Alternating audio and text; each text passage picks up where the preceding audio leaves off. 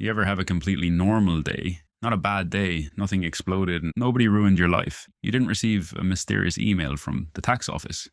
Just a normal day. You woke up, you got dressed, you did some work, you answered messages, you ate something that technically qualifies as food, you survived another round of being a person, and then you open your phone, and within about 30 seconds, your perfectly normal life started to feel embarrassing. Someone your age just bought a house. Someone else is in Japan. Someone has abs, a perfect relationship, a side business, a skincare routine, a sunrise walk, a spotless kitchen, and apparently no visible laundry anywhere in their home. And now you're sitting there in the same hoodie you've worn for 3 days, eating cereal at 10 p.m., thinking, have I made a terrible mistake with my entire existence? Which is insane, but also weirdly understandable. Because the internet has done something very strange to us. It hasn't just made us distracted. It hasn't just made us compare ourselves to other people. It has made normal life feel like failure. And that's the problem, because most of life is normal. Most of life is not cinematic. It's not a transformation montage. It's not a luxury apartment tour.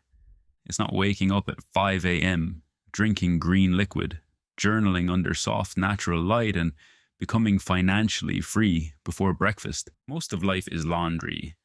Emails, dishes, work, admin, charging things, losing things, finding the thing you lost in the exact place you already checked. Real life is repetitive, quiet, unimpressive, often slightly inconvenient. And for most of human history, that was just life. But now normal life has to compete with the highlight reel of the entire planet. And it is getting absolutely destroyed because your brain was never designed to compare your Tuesday afternoon to the most attractive, successful, edited, filtered, well-lit moments of millions of strangers. You're not just seeing your neighbor's nicer car anymore. You're seeing a 22-year-old millionaire's morning routine. A couple traveling full-time in a van that somehow never smells like socks. A fitness influencer preparing a salad with 17 ingredients and the emotional tone of a religious ceremony. A productivity guy telling you he read 84 books this month. Someone you went to school with announcing an engagement. Someone else announcing a promotion. Someone else announcing that they quit their job, moved abroad, healed their inner child, built a business, and found peace. Meanwhile, you are trying to remember whether you moved the laundry from the washing machine to the dryer, and suddenly your life feels small. Not because it is small, but because you are comparing the whole thing to carefully selected fragments of other people's lives. That's the trick. The internet does not show you life. It shows you evidence. Evidence that other people are happier. Evidence that other people are richer. Evidence that other people are more attractive, evidence that other people are using their time better, evidence that somewhere, somehow everyone else got the manual and you did not. But it's fake evidence. Not always fake as in made up. Fake as in incomplete. That person with the perfect apartment still has bin bags. The fitness influencer still has boring Tuesdays. The travel couple still argues about directions. The successful entrepreneur still has unread emails, stomach problems, and days where they feel like a confused little raccoon wearing human clothes. But you don't see that part, because I answered emails, felt tired, and ate pasta over the sink does not perform well as content, even though that is probably much closer to real life. And the worst part is, you already know this. You know social media is curated. Everyone knows that. We all say it. Yeah, people only post the highlights, but then we still feel terrible because comparison is not logical, it's emotional. You don't look at someone's holiday photos and calmly think, yes, this is a selective representation of one enjoyable moment in a complex human life. No, you think, they're living properly.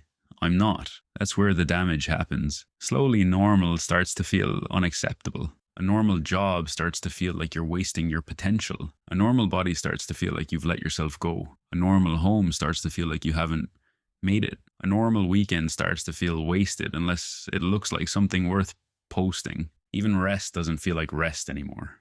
You can't just lie down.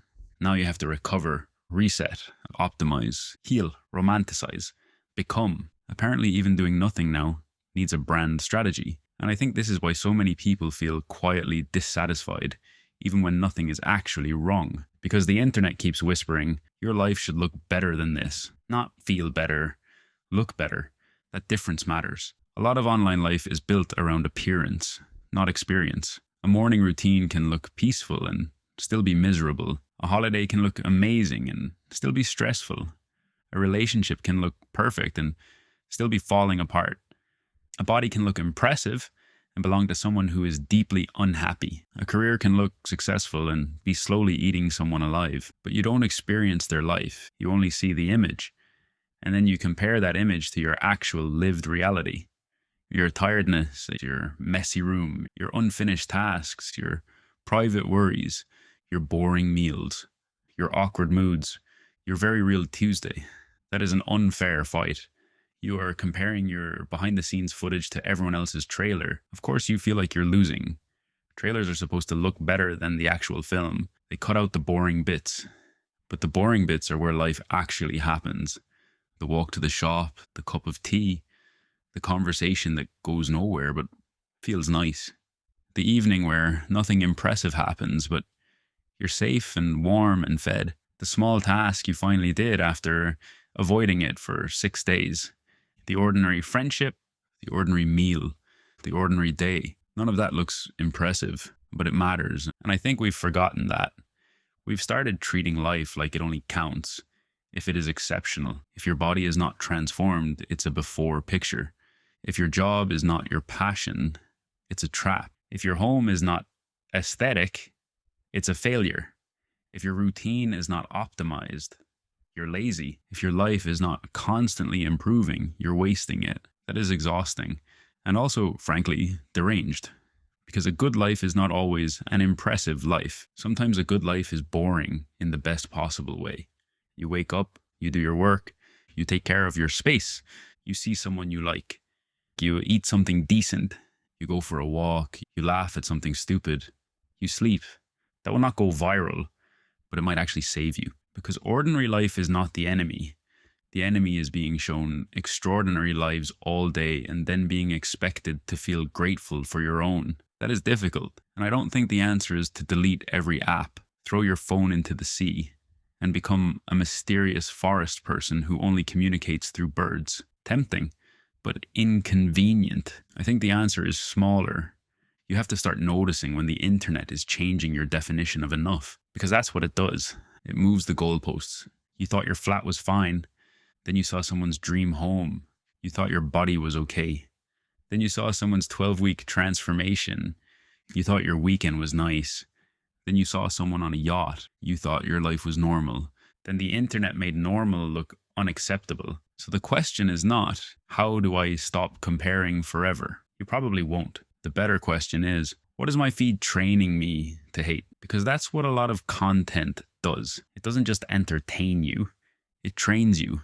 It trains you to hate your room, hate your body, hate your pace, hate your job, hate your bank account, hate your normal little life. And you can usually feel the difference between content that inspires you and content that poisons you. Inspiration makes you want to move.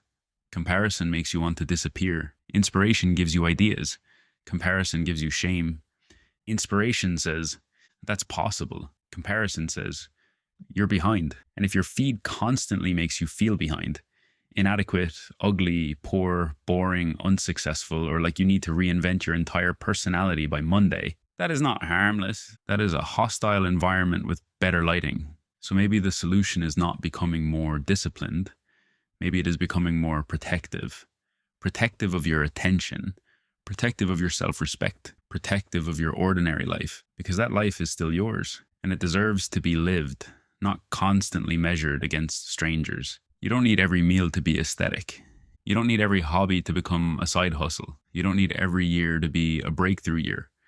You don't need to turn your whole existence into proof that you are doing well. Sometimes you are allowed to just live quietly, normally, imperfectly, without making it into content, without turning it into a lesson, without asking whether it looks successful from the outside. Because your life does not have to look impressive to be meaningful. And if the internet has made you hate your normal life, maybe the problem is not your life. Maybe the problem is that you keep measuring it against a machine designed to make ordinary feel like failure. So tonight, do something deeply unimpressive.